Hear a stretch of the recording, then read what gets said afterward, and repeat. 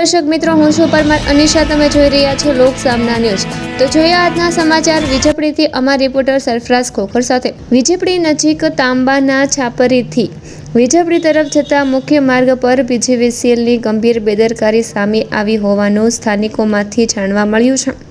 માર્ગ વચ્ચે જ વીજ પુરવઠાનો મેઇન કનેક્શન વાયર તૂટી રોડ પર પડી ગયો હતો, જેના કારણે વાહન ચાલકો અને રાહદારીઓમાં ભયનો માહોલ સર્જાયો હતો.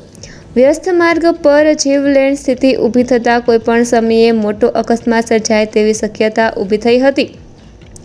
સ્થાનિક લોકો તેમજ માર્ગ પરથી પસાર થતા વાહન ચાલકોએ તાત્કાલિક પીજીવીસીએલ કચેરીને જાણ કરી હતી, છતાં પણ જવાબદાર કર્મચારીઓ સ્થળ પર પહોંચવામાં મોડું કરતા લોકોમાં રોષ ફેલાયો હતો.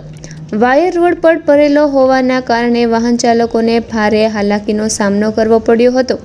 કેટલાક લોકોએ પોતાના વાહનો અટકાવી અન્ય લોકોને સાવચેત રહેવા માટે સૂચના પણ આપવી પડી હતી.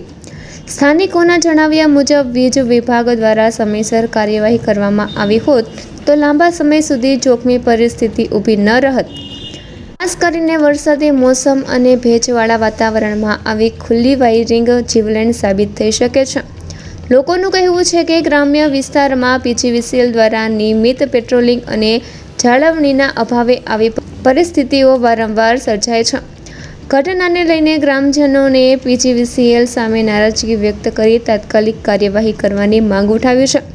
સાથે જ આવી બેદરકારી બદલ જવાબદાર અધિકારીઓ સામે પગલાં ભરવા તેમજ રોડ પરની વીજ લાઇન અને વાયરિંગની તાત્કાલિક ચકાસણી કરવામાં આવે તેવી પણ માંગ કરવામાં આવી છે. તમારું નામ શું ને શું ઘટના બની છે જણાવજો. મારું નામ જુનાદ છે. હું બીજાપુરીથી સાબરી બાજુ જતો હતો ને રસ્તામાં એક વાયર પડ્યો છે ને હું પડતો રહી ગયો છું. આમાં એક દાદાએ તે પડી ગયા હતા વાયરમાં ને વાહડે કરીને ગાડી કાઢી છે ને દાદાને વાગ્યું છે, દવાખાને ગયા છે ને આ કલાકથી વાયર પડ્યો છે, કોઈ આવ્યું નથી.